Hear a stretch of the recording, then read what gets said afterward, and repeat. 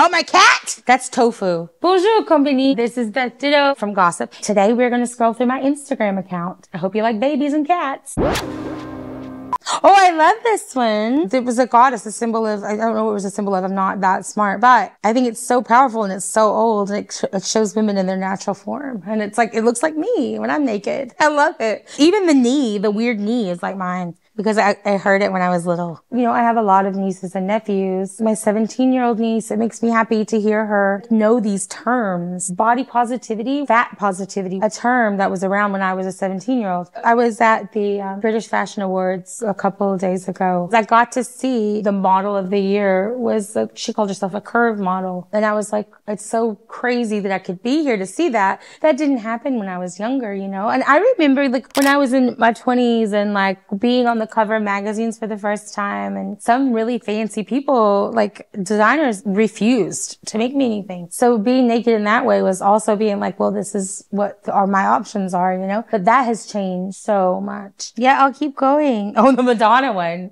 Oh, Pierre! We have been through some weird shit together. We've known each other for years.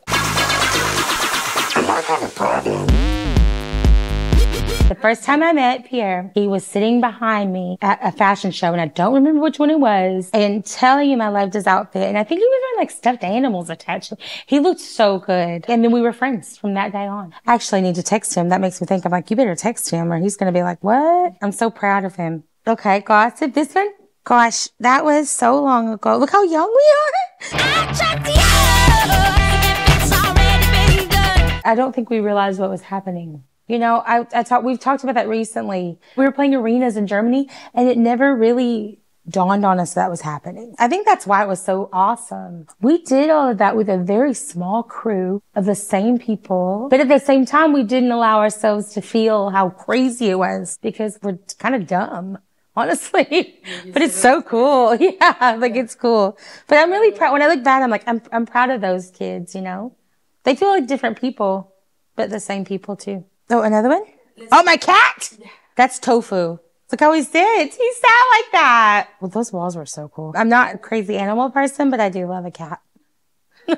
Tofu. Oh, my God, that's Jonah Hill. Oh, yeah. So Gus, Jonah Hill, Jonah Hill, Gus, Joaquin Phoenix, and me. And that was at Sundance. When this came up to audition for it, I was like, oh, well, why not? And Gus Van Sant is from Portland. We're both from the same scene. We know a lot of the same people. We're both in the gay world. And so I think that kind of got me an in. I was nervous to meet Joaquin because you hear bad things about him. Or like people, not bad things, but people like he's always in character or like whatever. But what I learned is that he kind of just doesn't take any shit. But he's really funny and really sweet, really sweet. Oh my God. Okay. Yes. This is 2003. I am 22. So this is 20 years ago. I'm with Nathan from Gossip. This is in Rough Trade, London. This is my second trip to the UK. It was taken by my friend Rory Phillips, who I'm still very, very, very close to. It's just crazy. Like, look at me and Nathan. We're so tiny. We're babies. So just a few years before your international success?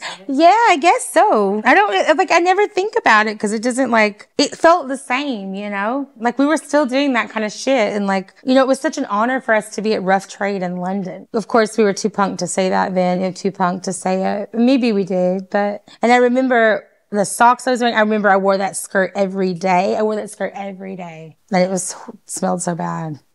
Yes. I love that they were older. It makes me think that I love that my nieces the only world they've ever lived in had a black president. We're speaking about abortion and trans rights, and gay people can always be married. I think that's exceptional in America, especially so many policies being ripped away. But it's a good reminder that, like Kathleen Hanna said, progress isn't linear, and sometimes it comes in different ways.